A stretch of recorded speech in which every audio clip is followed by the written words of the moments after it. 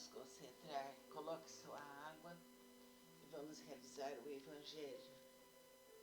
Concentre-se em Deus. Se a providência, portanto, na sua prudente sabedoria, não revela a verdade, senão gradualmente, é que a vai sempre desvelando à medida que a humanidade amadurece para recebê-la. Ela mantém a luz em reserva e não debaixo do alqueire, mas os homens que a possuem em geral só ocultam do vulgo com a intenção de dominá-lo. São esses os que põem verdadeiramente a luz debaixo do alqueire. É assim que todas as religiões sempre tiveram seus mistérios, cujo exame proíbem. Mas enquanto essas religiões se atrasavam, a ciência e a inteligência avançaram e romperam o véu misterioso. O povo que se tornou adulto pode assim penetrar o fundo das coisas e então rejeitou na sua fé o que se mostrava contrário à observação. Não podem subsistir mistérios absolutos nesse terreno. A Jesus está com a razão quando afirma que não há nada secreto que não deva ser conhecido.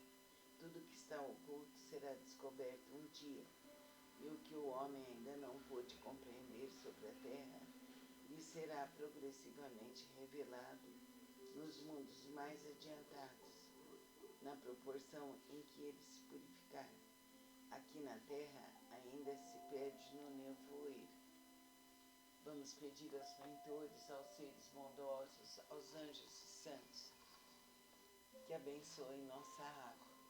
Vamos bebê-la devagar, como um remédio.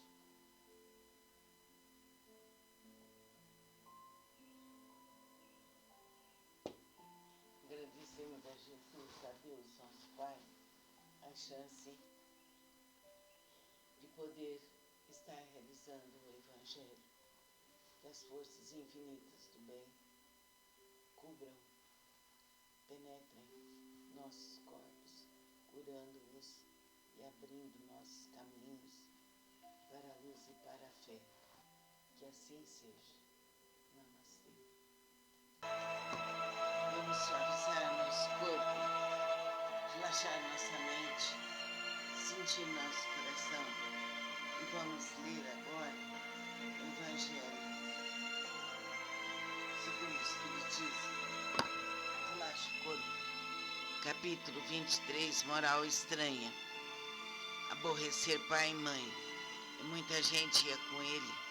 Voltando Jesus para todos, lhes disse: se alguém vem a mim e não aborrece a seu pai e sua mãe, e mulher e filhos e irmãos, e ainda a sua mesma vida, não pode ser meu discípulo.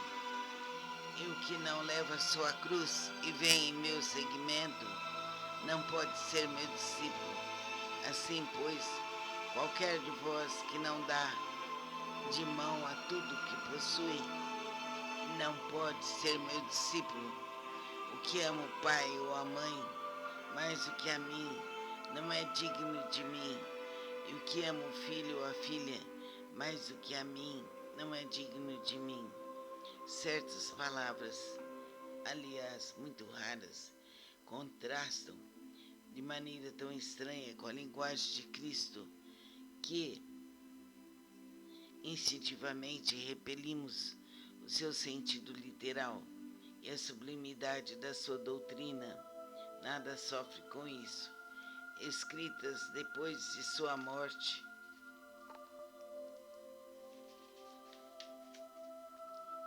desde que nenhum evangelho foi escrito durante sua vida, podemos supor que nesses casos o fundo do seu pensamento não foi bem trazido, ou ainda o que não é menos provável, que o sentido primitivo tenha sofrido alguma alteração ao passar de uma língua para outra.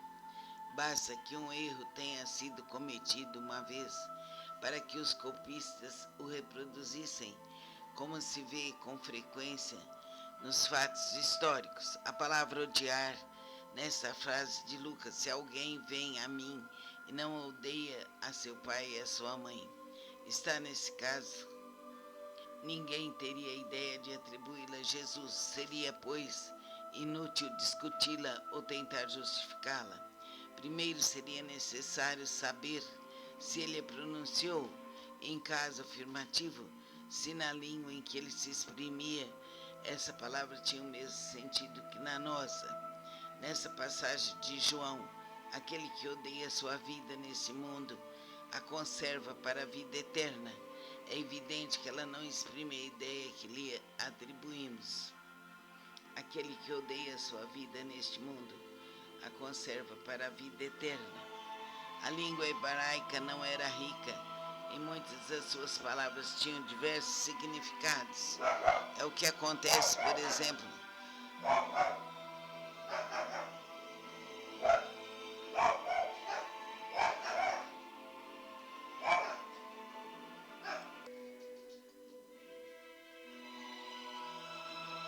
a língua hebraica não era rica e muitas das suas palavras tinham diversos significados. É o que acontece, por exemplo, com aquela que no Gênesis designa as fases da criação e servia ao mesmo tempo para exprimir um período de tempo qualquer e o período diurno. Disso resultou mais tarde a sua tradução pela palavra dia e a crença de que o mundo fora feito em 6 dias. O mesmo acontece com a palavra que designa camelo e um cabo, porque os cabos eram feitos de pelos de camelo e que foi traduzido por camelo na alegoria agulha.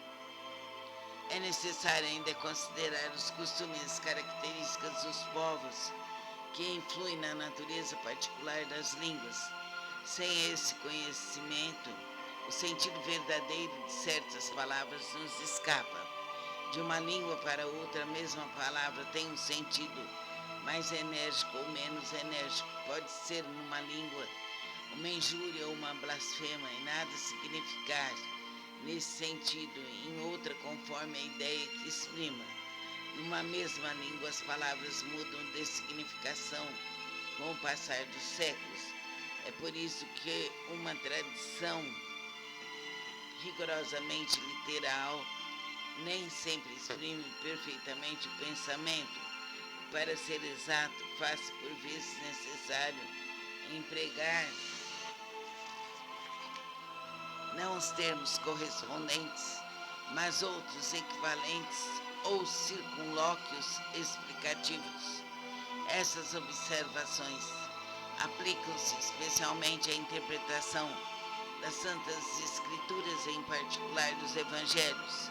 Se não levarmos em conta o meio em que Jesus vivia, ficamos sujeitos a enganos sobre o sentido de certas expressões e de certos fatos, em virtude do hábito de interpretarmos os outros de acordo com as nossas próprias condições.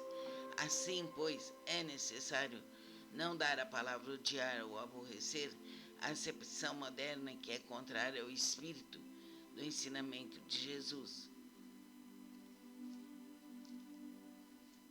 Sintamos que Jesus é o próprio amor, é a própria luz, é a própria paz. E talvez não usasse nunca a palavra odiar nesse sentido que temos hoje. Convenhamos que a prática do bem, o sentir o bem, o falar o bem, o praticar o bem, é o melhor que nós fazemos. Que os mentores da luz, da verdade, abençoem essa água e que possamos beber como um remédio, que essa água nos purifique, nos eleve, nos dê paz, nos dê saúde e alegria.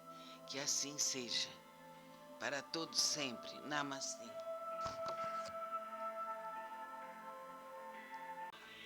Vamos relaxar nosso corpo, suavizar nossa mente, nosso coração, sentir o preparo das águas, deixar nosso corpo suave. E agora vamos ouvir mistérios ocultos aos sábios e prudentes. Naquele tempo, respondendo, disse Jesus: graças te dou a ti, Pai, Senhor do céu e da terra, porque escondeste essas coisas aos sábios e prudentes e as revelaste aos simples e pequeninos. Mateus, capítulo 11, parágrafo 25. Pode parecer estranho que Jesus renda graças a Deus por haver revelado essas coisas aos simples e pequeninos, que são os pobres de espírito, ocultando-as aos sábios e prudentes, mais aptos, aparentemente, a compreendê-las. É que precisamos entender pelos primeiros os humildes, os que se humilham diante de Deus e não se consideram superiores aos outros, e pelos segundos os orgulhosos e envaidecidos, com seu saber mundano que se julgam prudentes, pois que eles negam a Deus tratando-o de igual para igual, quando não o rejeitam, isto porque na antiguidade sábio era sinônimo de sabichão. Assim Deus lhes deixa a busca dos segredos da terra e revela-os do céu aos humildes que se inclinam perante ele. O mesmo acontece hoje com as grandes verdades reveladas pelo Espiritismo.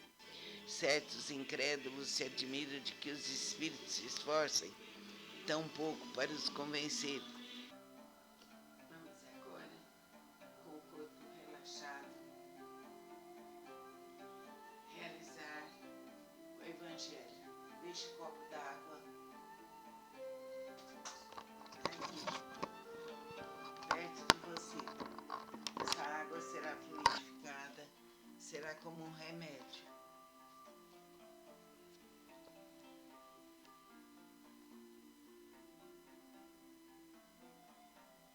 A quem muito foi dado, muito será pedido.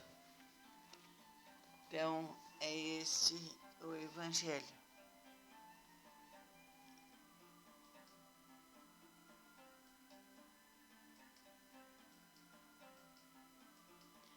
Vamos ouvir o Evangelho, sentir a luz, sentir a paz, sentir o amor.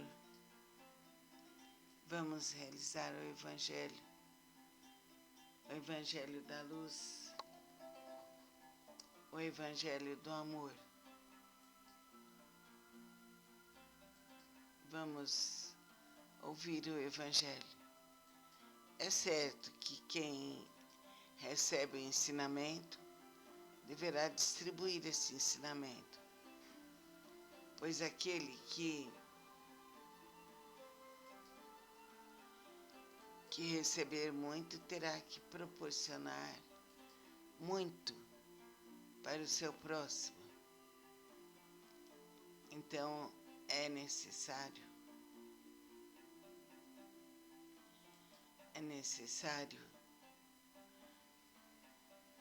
seguir isso. Quem não sabe muito não poderá ter muito. Agora, quem sabe muito poderá pedir.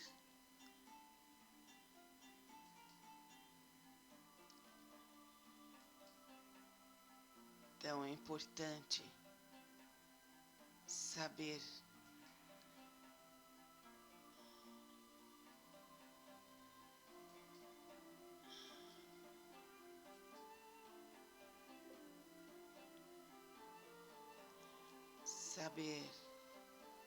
que podemos auxiliar o próximo com aquilo que sabemos.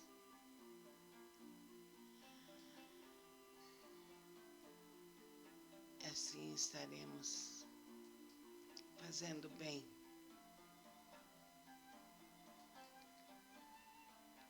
Estaremos fazendo bem e propagando a luz de Cristo.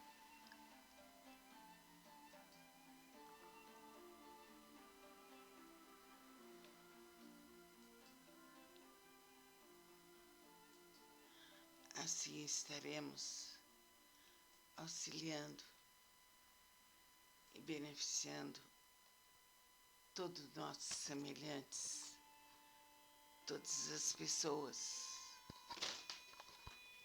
Isso será muito benéfico. Pedimos aos mentores que nos abençoe, que nos ilumine, nos protejam por toda a eternidade. Amém.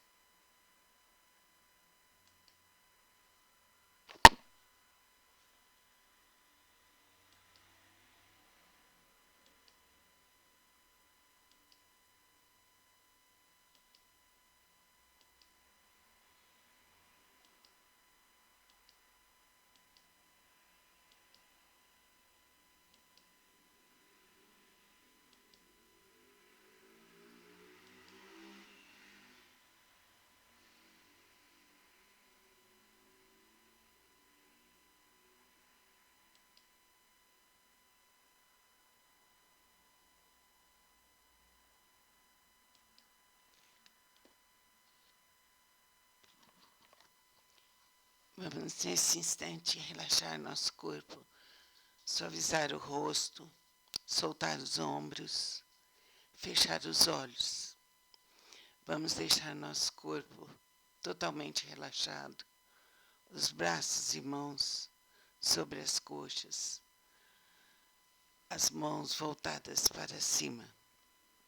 Relaxar as coxas, os joelhos, pernas, tornozelos e pés. Sinta seu corpo relaxado, tranquilo e sereno. É noite, é lua cheia.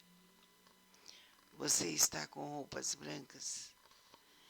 O céu está todo iluminado pela lua cheia e as estrelas. E você começa a caminhar numa estrada totalmente iluminada. Há muitas árvores. O céu está magnífico, repleto de luz. Você recebe essa energia da lua cheia. Vá andando, caminhando. Ligue-se a Deus.